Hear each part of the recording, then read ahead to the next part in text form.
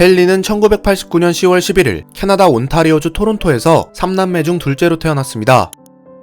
헨리를 한국계 캐나다인 또는 한국계 화교로 알고 계시는 분들이 많으신데요. 하지만 헨리는 홍콩인 아버지와 대만인 어머니 사이에서 태어난 중국계 캐나다인입니다. 헨리의 아버지는 미국 유학 중 어머니를 만나 결혼하여 캐나다로 이민한 이민 1세대입니다. 헨리와 함께 방송에 출연하는 출연진들조차 헨리를 한국계로 알고 있는 경우가 종종 있는데요. 가장 유명한 일화로는 2018년 11월 2일 방영된 MBC의 인기 예능 나 혼자 산다 266회에서 출연자 이시연은 무지개 회원들과 단체로 제주도를 갔을 때 헨리가 제주도에 늦게 왔다. 왜 늦었냐고 물으니 여권이 없어 늦었다고 했다. 나는 헨리가 농담하는 줄 알았고 이때가 헨리에게 가장 열받았던 순간이었다. 라고 한 이야기입니다. 이와 같이 동료들조차도 헨리를 한국인으로 오해할 만큼 헨리는 한국어와 한국 문화에 완벽하게 적응한 외국인입니다.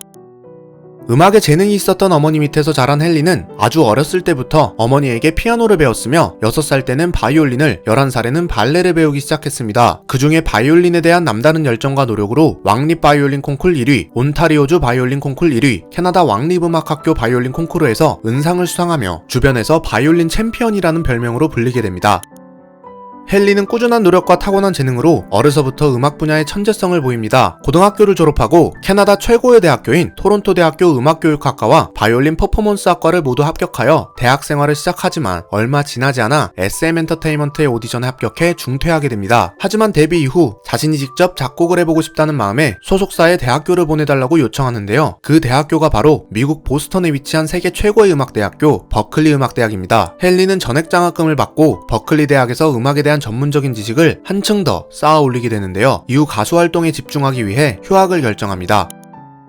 헨리의 가족 중에 음악에 재능을 가진 사람은 헨리뿐만이 아닌데요. 헨리의 어머니는 어린 자녀들에게 직접 피아노를 가르치며 음악과 친해질 수 있는 환경을 제공합니다. 이에 영향을 받은 헨리의 형 클린턴 라우는 음악을 전공하여 오케스트라 연주 마스터이자 바이올린 수석 연주가 단독 솔리스트로 활동하였으며 오스트리아, 폴란드 등 세계를 누비며 공연을 한 실력 있는 바이올리스트로 평가받고 있습니다. 현재는 헨리의 소속사 몬스터 엔터테인먼트 그룹의 대표로 활동하고 있습니다. 헨리의 동생 휘트니 라우 또한 오빠와 함께 수석 연주가로 활동하며 음악적 재능을 뽐냅니다. 여담으로 휘트니는 2013년 미스 토론토 3위를 수상하며 아름다운 미모를 가진 것으로도 유명합니다. 또한 헨리의 아버지 역시 방송에서 수준 있는 피아노 실력을 보여주며 음악인 집안의 가장다운 면모를 보여줍니다. 2006년 17살이던 헨리는 아버지에게 SM 오디션을 보겠다고 이야기합니다. 그리고 약 3천여 명이 참여한 캐나다 SM 글로벌 오디션에서 춤과 노래, 자신의 장기인 바이올린 실력을 뽐내며 당당히 합격합니다. 하지만 부모님은 어린 아들이 낯선 타국에서 혼자 고된 연습생 생활을 견뎌야 한다는 사실에 헨리의 한국행을 반대하게 됩니다. 하지만 한국에 너무 가고 싶었던 헨리는 어머니를 설득하여 연습생 생활을 하게 될 SM 엔터테인먼트를 함께 방문하게 되고 이곳에서의 생활이 나쁘지 않을 것이라고 판단한 어머니는 헨리와 함께 아버지를 설득하는 데 성공. 이에 헨리는 한국으로 떠나게 됩니다. JTBC의 예능 내 친구의 집은 어디인가 캐나다 편에서 헨리의 아버지는 헨리가 한국으로 떠나고 2달 뒤에 전화가 왔습니다. 소화기 너머로 집을 그리워하며 울고 있는 아들을 느낄 수 있었어요. 저는 차마 아들에게 돌아오라고는 하지 못하고 다만 성공하는 너의 미래를 그리며 버텨내라고 위로할 수밖에 없었습니다. 라고 이야기하며 당시 헨리가 힘든 연습생 생활을 버텨냈다는 것을 알 수 있습니다.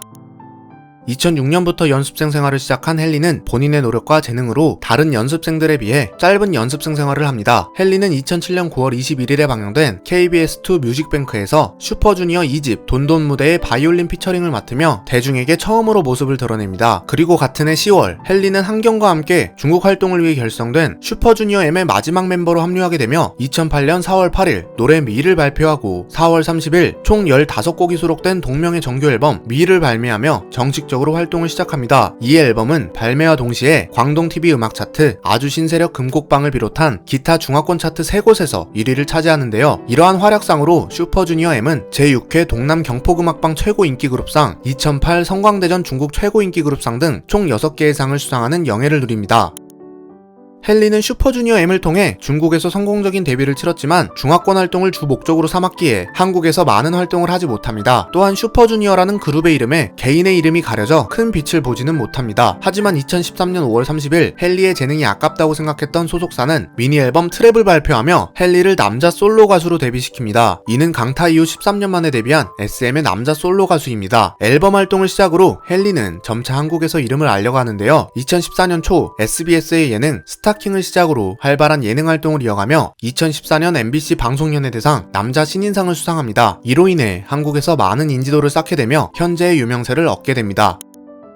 헨리는 음악뿐만 아니라 언어적 부분에서도 엄청난 재능을 가지고 있습니다. 우선 자신의 모국어인 영어를 비롯해 한국 활동을 위해 배운 한국어, 그리고 아버지의 모국어인 광동어와 어머니의 모국어인 표준 중국어까지 구사할 수 있습니다. 표준 중국어의 경우 원래 단 한마디도 하지 못하였으나 중국 활동을 대비해 학원을 다니며 습득하게 됩니다. 현재는 원어민과 아무런 문제 없이 소통할 수 있을 정도의 유창한 중국어 실력을 뽐내고 있습니다. 이 밖에도 일본어, 프랑스어, 태국어까지 총 7개에 달하는 언어를 구사할 수 있는 언어 능력을 갖추고 있습니다. 2013년 1월 슈퍼주니어 M은 2년간의 공백 후 정규 2집 앨범 브레이크다운으로 컴백합니다. 이 앨범은 중화권에서 엄청난 인기를 얻게 되며 중국어로 가창된 앨범 중에서는 이례적으로 미국 빌보드 월드 앨범 차트에서 1위를 차지하며 돌풍을 일으킵니다. 이 인기에 힘입어 헨리는 2013년 하반기 중국 드라마 천밀도시에서 주인공 펑보이 역으로 캐스팅되는데요. 나쁘지 않은 연기 실력을 보여주며 이후 계속해서 7.8기 구애라와 오마이 비너스와 같은 작품에 출연하며 배우로서의 활동을 이어나갑니다. 성공적인 드라마 데뷔를 치른 헨리는 스크린에도 진출하게 되는데요. 2016년 8월 26일 중국에서 개봉한 한중 합작 영화 화양주신에서 주인공 이한 역을 맡아 출연하며 영화배우로서의 잠재력을 확인시켜줍니다. 그리고 한국에서 2019년 9월 5일에 개봉한 할리우드 영화 안녕 베일리에서 트렌트 역을 맡아 출연하며 할리우드에 정식으로 진출하게 됩니다. 이 영화는 전작 베일리 어게인의 속편으로 헨리는 발전된 연기력을 보여주며 배우로서의 입지를 더 확고히 하게 되는 계기가 됩니다.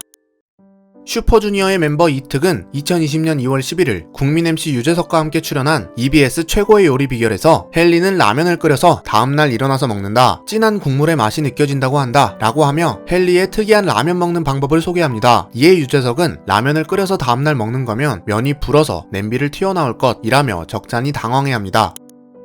2014년 4월 13일 헨리는 MBC 예능 진짜 사나이 54화에서 멤버들 및 부대원들과 함께 퀴즈를 풀게 되는데요. 당시 실제로는 전투 의지가 빈약하고 사관과 병사 모두 오합지졸이란 뜻의 단어는? 이라는 질문에 뭐라고 했는지 하나도 모르겠습니다 라고 적으며 시청자들을 폭소케합니다. 이때부터 헨리의 일도라는 단어는 유행을 타기 시작하는데요. 비록 어법상 틀린 표현이지만 참신하고 귀여운 표현으로 7년이 지난 현재까지도 여전히 사랑받고 있는 유행어로 남아있습니다.